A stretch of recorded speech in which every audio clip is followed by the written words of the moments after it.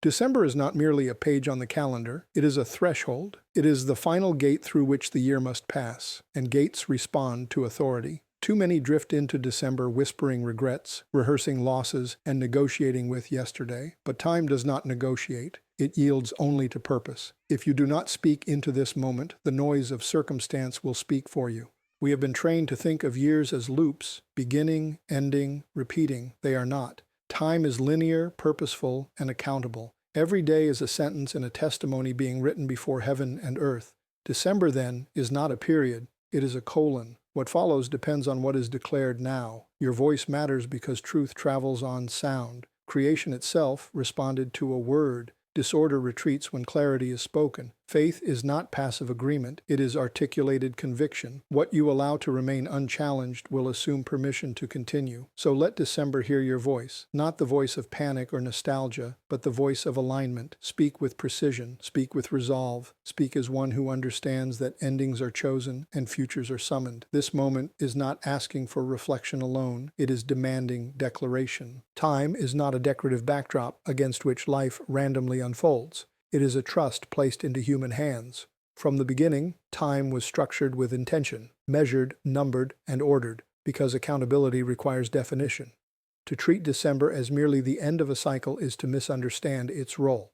Cycles imply repetition without consequence, but stewardship implies responsibility, review, and response.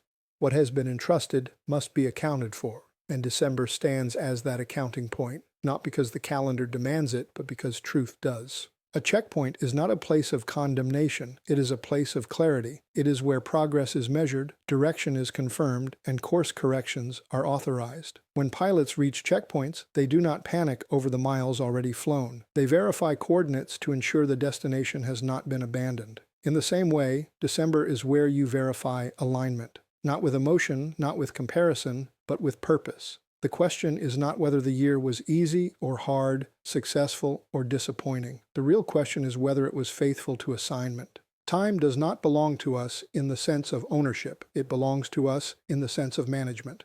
Every hour was given with intent, every day with potential, every season with instruction. When time is wasted, it is not lost in abstraction. It is lost opportunity, lost obedience, lost preparation. That is why the end of the year carries weight. Not mystical weight, but moral weight. It asks quietly but firmly, what did you do with what you were given? Many approach December defensively, as though time itself were an accuser. They rush through it, distract themselves, or numb reflection with celebration. But avoidance never produces freedom. Stewardship requires courage, the courage to look honestly, to separate what was learned from what was neglected, and to refuse to carry unexamined patterns forward. A checkpoint ignored becomes a crash later. A checkpoint honored becomes protection. December is also not the place to renegotiate the past. You cannot relive it, revise it, or rescue missed moments, but you can redeem understanding. Stewardship does not demand perfection, it demands faithfulness. The purpose of review is not self-punishment, but recalibration. What worked must be reinforced. What failed must be instructed. What distracted must be confronted. What endured must be honored. This is not nostalgia, it is intelligence. A steward understands that time compounds. Small misalignments, if uncorrected, become massive deviations. That is why the end of the year matters. It is the last moment before momentum carries forward unchecked. What you tolerate in December, you authorize in January. What you excuse at the checkpoint becomes normalized on the journey. Silence here is not neutral, it is consent. December, then, is not asking for emotional closure. It is demanding intentional transition. Closure suggests finality. Transition suggests continuity with correction. The year does not end in isolation. It hands off to what follows. Stewardship recognizes that handoff and prepares it deliberately. Loose ends are tied not because time is sentimental, but because precision matters. To steward time well is to speak to it, to frame it, and to assign it meaning aligned with truth. When December arrives, it is not there to judge you. It is there to serve you, to give you one final vantage point before the road continues. Those who understand this do not shrink at year's end. They stand taller. They know that checkpoints are gifts. They exist so that destiny is not left to drift. December is not your conclusion. It is your confirmation point. Treat it with gravity, and it will yield clarity. Treat it casually, and it will pass silently, taking lessons with it. Time listens to those who steward it well. Words are not decorative accessories to thought. They are instruments of direction. Long before outcomes manifest, language frames expectation, and expectation governs action. To speak is not merely to describe reality, but to participate in shaping it. This is why silence is never neutral. When you withhold your voice at critical moments, you do not preserve balance, you surrender initiative. December is such a moment. What you declare now establishes trajectories that extend beyond the turning of the calendar. Many misunderstand the power of words because they confuse noise with authority. Not every utterance carries weight, but every season responds to alignment. Declarations made in fear may be loud, yet they are unstable. Declarations made in truth may be quiet, yet they are enduring. The issue is not volume, it is precision. Words spoken with clarity have a way of organizing chaos, because clarity exposes disorder for what it is, temporary and unentitled. As the year closes, there is a temptation to let circumstances do the talking, losses rehearse themselves, disappointments demand airtime, fatigue offers commentary, but circumstances are poor narrators. They report symptoms, not causes, and they predict outcomes without authority. If you allow them to define the story of your year, they will also attempt to define the direction of your next one. That is why deliberate speech matters now more than ever. Declarations are not denial. They do not ignore facts. They interpret them correctly. To speak with intention at year's end is not to pretend the year was painless. It is to refuse to let pain have the final word. Facts describe what happened. Declarations establish what it means and what follows. Without interpretation, facts become tyrants. With truth spoken over them, they become teachers. Every spoken word plants a marker in time. It says, "This is how I understand where I am, and this is where I am headed." December listens for those markers. If none are placed, momentum continues unchecked, carrying unresolved narratives into the future. This is why patterns repeat, not because people lack desire for change, but because they never interrupt the story with new language. What is left unspoken is rarely corrected. There is also a difference between reflection and rehearsal. Reflection extracts wisdom. Rehearsal reinforces limitation. Words determine which one you engage in.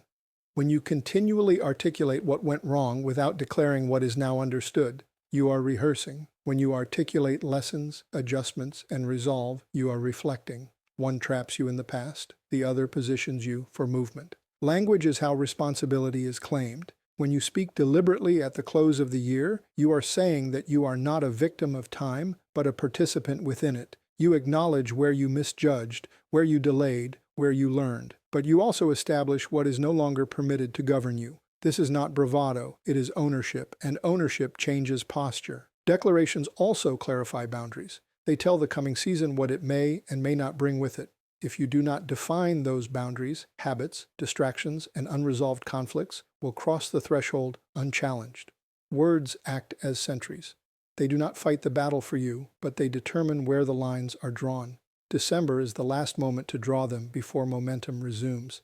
It is important to understand that what you say now does not expire at midnight. Words have continuity. They echo forward, shaping decisions, responses, and expectations in subtle but persistent ways. A year begun without intentional declaration often becomes a year spent reacting. A year preceded by clear articulation begins with orientation. To declare is to commit. It narrows options in the best possible way. When you state what the year taught you and what you will no longer tolerate, you remove ambiguity. Ambiguity breeds drift. Clarity invites movement. December is not asking you to predict the future. It is asking you to define your posture toward it. Let your words be measured, not emotional, deliberate, not defensive. Speak what is true, what is learned, and what is now aligned. In doing so, you do not merely close a year, you set a vector. And vectors, once set, carry force far beyond the moment they are declared. History is often presented as a series of accidents stitched together by human ambition, chance discoveries, and unintended consequences. But that view collapses under careful observation. Patterns emerge, sequences repeat, outcomes converge in ways that defy randomness. Time, when examined closely, reveals structure. Seasons are not arbitrary, they are arranged, and if history is arranged, then the present moment is not an interruption, it is a placement. December does not arrive by coincidence, it arrives by design. To discern a season is to recognize context. Not every action is appropriate at every time. There are moments for building and moments for consolidating, moments for confrontation and moments for restraint. Failure to recognize seasonality leads to frustration, working against the grain of purpose while wondering why progress feels resistant. Many mistakes are not moral failures, but timing failures. Understanding where you are in the sequence changes how you interpret what you are experiencing. When people assume randomness, they default to passivity. If events are accidental, then meaning must be invented after the fact, or worse, abandoned altogether. But if there is design, then meaning must be sought. Design invites inquiry. It asks not only what happened, but why now? December sharpens that question because it compresses perspective. It gathers the year into a single vantage point, making patterns more visible than they were in the noise of daily activity. Discernment is not speculation. It is not assigning mystical significance to every inconvenience. It is pattern recognition informed by truth. It requires distance, honesty, and humility. Distance, to step back from emotional immediacy. Honesty, to acknowledge what is actually recurring. Humility, to accept that repeated lessons imply resisted instruction. Seasons repeat when understanding does not occur. History advances when it does. A design timeline also implies accountability. If events are ordered, then responses matter. How one responds in a given season influences what follows. December is therefore not just reflective, it is diagnostic. It reveals whether previous signals were heeded or ignored. Recurring conflicts, persistent delays, or repeated detours are not punishments, they are indicators. They point to unresolved alignment issues. Understanding design also protects against despair. If the year contained disruption, loss, or delay, randomness would suggest waste. Design suggests preparation. Not all preparation is comfortable. Some is abrasive by necessity. Friction reveals weakness, exposes assumptions, and forces adaptation. When viewed through design, difficulty becomes data rather than defeat. December allows that reinterpretation to occur if one is willing to see beyond surface disappointment. There is also restraint embedded in design. Not everything that could happen does happen. Doors close, paths narrow, opportunities evaporate. In a random universe, such constraints would be cruel. In a designed framework, they are directional. Restraint focuses energy. It prevents dispersion. Many lament closed doors without asking what open doors required that closure. Discernment reframes loss as guidance rather than rejection. History moving by design also means that the future is not blank. It is conditioned. Seeds planted earlier are germinating, whether acknowledged or not. December is when emerging shoots can be identified, attitudes taking shape, habits gaining strength, priorities quietly rearranging themselves.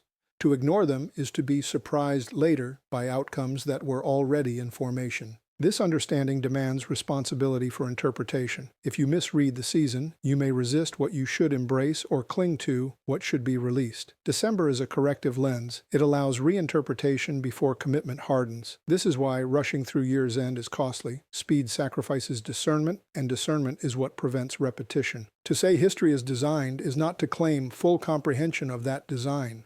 It is to acknowledge that meaning exists whether fully understood or not. That acknowledgement alone changes posture. It invites attentiveness. It tempers reaction. It encourages patience without complacency. December stands as a reminder that you are not adrift. You are located, placed within a sequence that is moving somewhere specific. The task now is not to control that movement, but to align with it. Discern the season correctly, and your response will be timely. Misread it, and even sincere effort will feel strained. Design does not eliminate choice. It gives choice significance. What you choose to recognize at year's end will influence how you move into what follows. December is not a pause imposed by the calendar. It is an invitation to see where you are in the story before you speak your next line. Silence is often mistaken for wisdom, restraint, or humility, but there are moments when silence is not virtue, it is surrender. Ground is rarely taken by force alone. It is most often conceded by inaction. When fear, confusion, or fatigue go unchallenged, they do not remain static. They advance. December exposes this reality because it compresses unresolved issues into a narrow window. What was tolerated throughout the year now stands closer, louder, and more defined. Faith, by its nature, is active. It is not an internal sentiment sealed away from expression. Conviction that remains unspoken rarely governs behavior for long. When belief is not articulated, it becomes vulnerable to erosion. Doubt thrives in ambiguity, and silence creates space for ambiguity to expand unchecked. This is why silence at critical junctures is not neutral. It grants influence to whatever is already pressing. Entropy is the natural drift toward disorder. It does not require intention, it simply requires neglect. Fear, discouragement, and confusion function the same way. They grow when left unaddressed. Speaking is how order is reasserted, not through emotional venting, but through deliberate articulation of what is true, what is permitted, and what is no longer allowed to define direction. December is a strategic moment because it is when narratives solidify. If the year ends with unspoken resignation, that tone quietly migrates into the next one. Many carry invisible agreements forward, agreements never consciously made, but silently accepted. This is just how things are. This is as far as I go. This always happens. Such statements may never be voiced aloud, yet they govern expectation. And what governs expectation governs behavior. To speak is to confront these silent contracts. It is to bring them into the open where they can be examined and revoked. Fear loses leverage when named accurately. Confusion weakens when clarity is spoken over it. Fatigue diminishes when purpose is restated. Words do not remove obstacles instantly, but they reposition the speaker relative to them. Posture changes before circumstances do. There is risk in speaking. Words commit. They reduce plausible deniability. Silence keeps options open, but at the cost of direction. Many prefer silence because it feels safe, but safety without movement is stagnation. December is not calling for reckless proclamation. It is calling for intentional engagement. To refuse engagement is to allow drift to masquerade as peace. History shows that moments of transition are when voices matter most, not because they control outcomes, but because they clarify allegiance. What you speak aligns you, either with fear or with purpose, with resignation or with resolve. Silence avoids alignment, but avoidance itself becomes an alignment with inertia. Speaking does not mean ignoring weakness. It means defining it accurately. When weakness is unnamed, it appears overwhelming. When it is named, it becomes specific, and specificity makes strategy possible. The act of articulation transforms vague pressure into defined challenge. December provides the perspective necessary for that transformation, if one is willing to use it. There is also a collective dimension to silence. Unspoken convictions do not strengthen others. When voices withdraw, confusion fills the gap. Speaking truth is not self-indulgence, it is contribution. Even when words are spoken quietly, they establish reference points. They remind others and yourself that fear is not the highest authority in the room.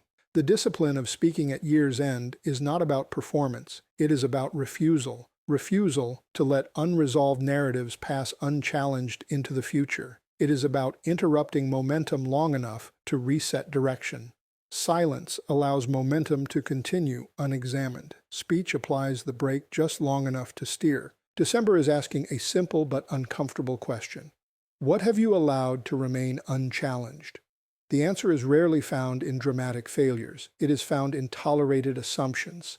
Speak to those assumptions now, or they will speak for you later. Faith that is not spoken is easily postponed. Postponement hardens into habit. Habit becomes identity, but spoken conviction disrupts that progression. It reintroduces choice. Let December hear your voice, not because volume wins, but because clarity resists decay. Emotion is a powerful signal, but it is a poor judge. It reports intensity without interpretation, reaction without context. When a year closes, emotion rushes forward to offer its verdict. Exhaustion calls the year a failure, excitement calls it a triumph, disappointment calls it wasted. But emotion measures experience, not truth. If allowed to dominate review, it distorts lessons and mislabels outcomes. December requires a different lens, one that values accuracy over immediacy. Truth-based review is not cold or detached. It is precise. It asks what actually changed, what was learned, and what patterns emerged. It separates circumstance from response, opportunity from execution. Emotion asks, how did this feel?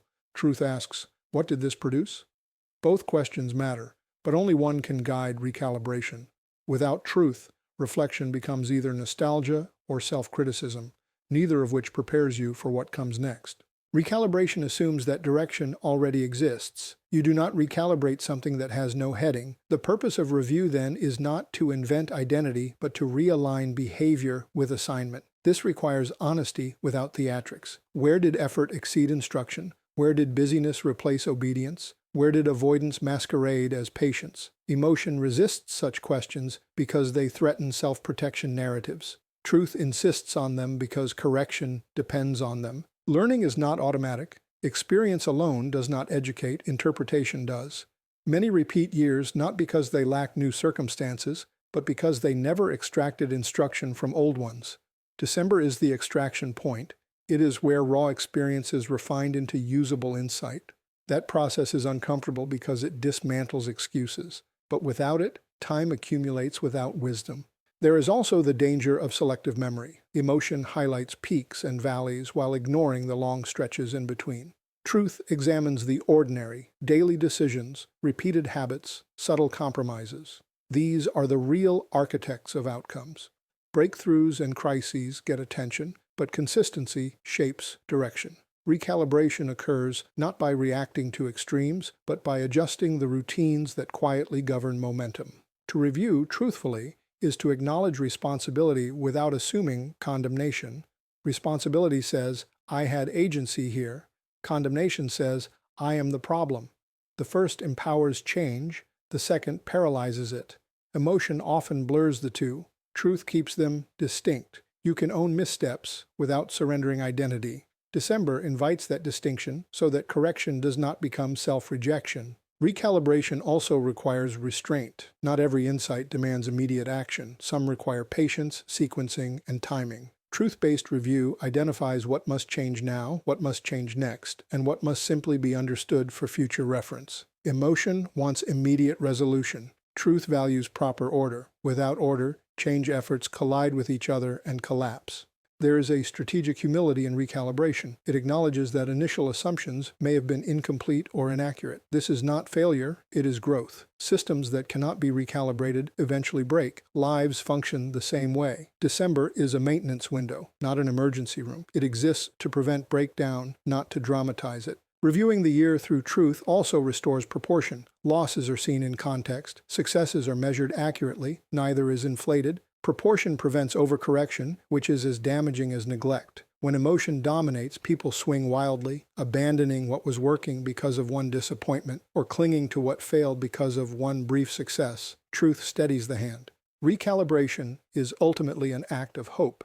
It assumes that adjustment matters because the journey continues. Only those who believe movement remains possible bother to recalibrate.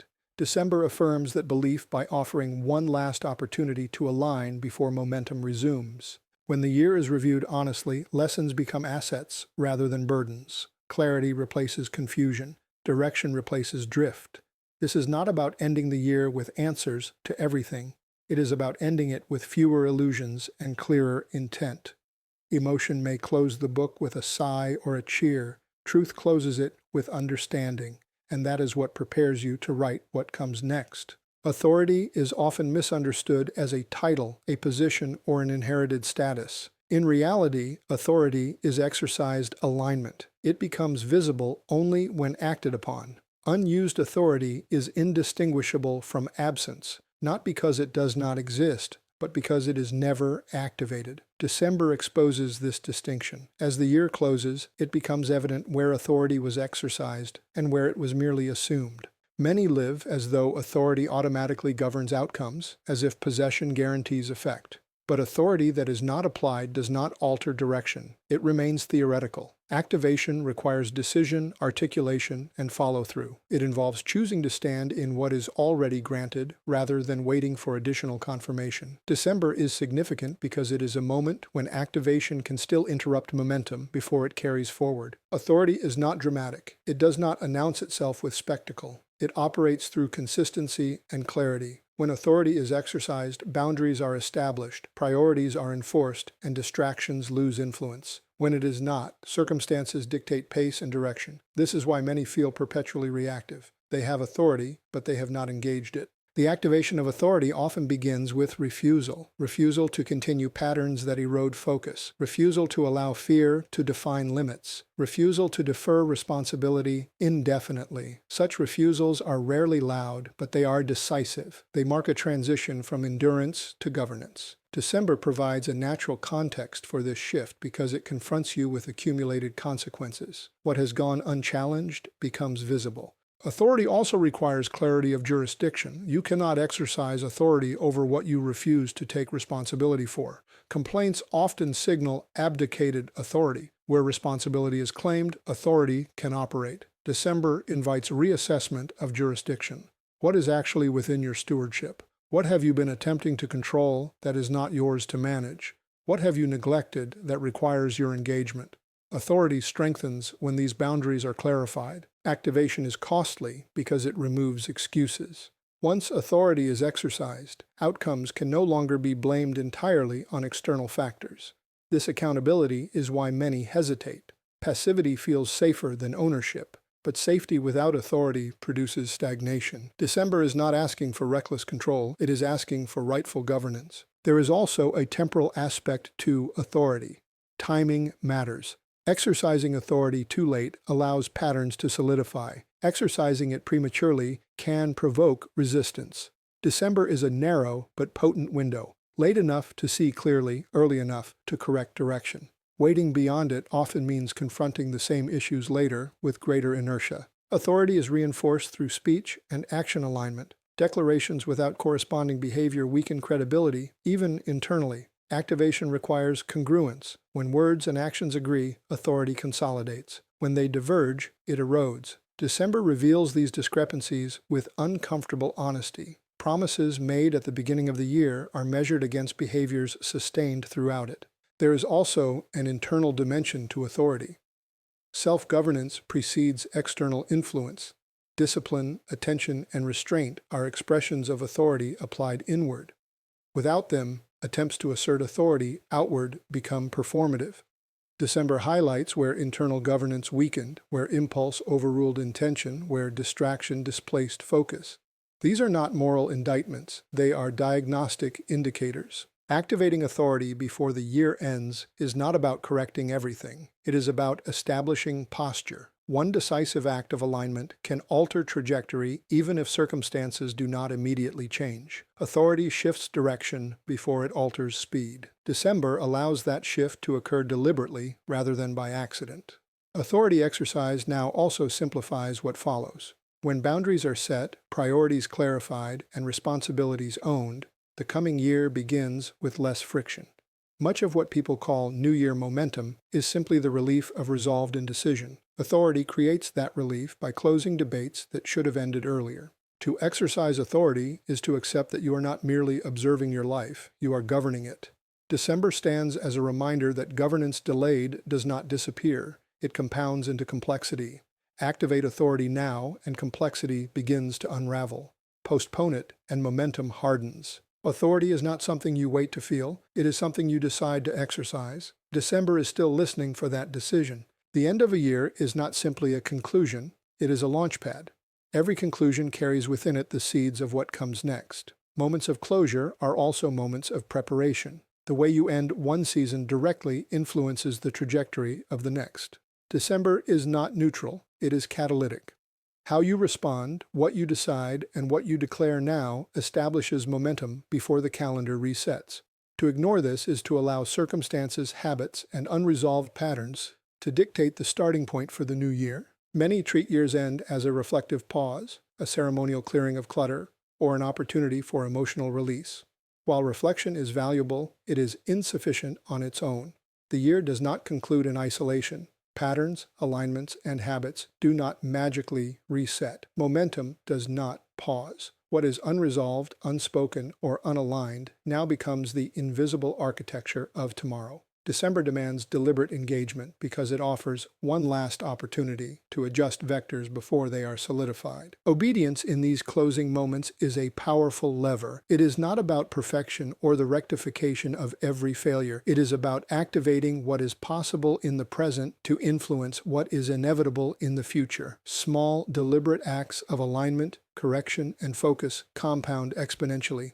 A declaration made today, a boundary enforced, a pattern interrupted, all these ripple forward. What seems minor at the closing of a year becomes foundational for the months to follow. Too often people assume the next year will be different simply because the calendar changes. This assumption is fatal. Momentum carries forward unless intentionally redirected. If misalignment is left unresolved, it is carried into the new year as inertia. Habits, distractions, and compromises do not vanish. They continue unless actively interrupted.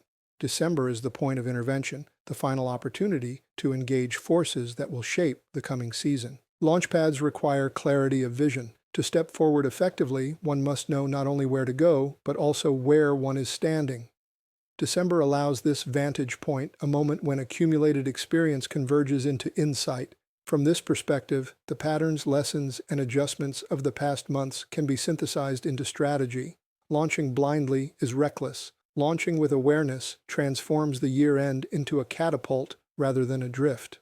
There is also a principle of alignment at work. The trajectory of the future is influenced not only by new actions, but by the integrity of existing systems. Commitments kept, lessons learned, and boundaries established form the rails along which momentum travels. December is the opportunity to repair misalignments, reinforce disciplines, and clarify intentions. Without this recalibration, the momentum of the past continues unexamined, carrying with it the same inefficiencies, distractions, and compromises. Intentional preparation in December also communicates a mindset of authority and responsibility. Launching into a new year without review, without realignment, is passive. It is surrender to circumstance. Launching with intentional declarations, boundary setting, and prioritized focus is active. It is the exercise of influence over what could otherwise control you. The year ahead is shaped less by the passage of time than by the posture you assume at this critical threshold. Finally, the end of a year is an invitation to hope with strategy. Hope without action is sentimental. Action without insight is aimless. December allows both to converge. What is resolved, declared, and disciplined now forms the kinetic energy for new beginnings. This is why endings are not just conclusions, they are catalysts. A year concluded with precision, intentionality, and alignment launches the next season with power. Let December be more than a marker on a calendar. Let it be the fulcrum of momentum. Engage it with clarity, exercise authority over unresolved matters, speak truth over circumstance, recalibrate faithfully, and declare direction. The year ahead is not yet written, but its trajectory is already influenced by how you close this chapter. Obedience, alignment, and declaration in December transform closure into launch, and what follows is the direct result of the posture you assume before midnight strikes.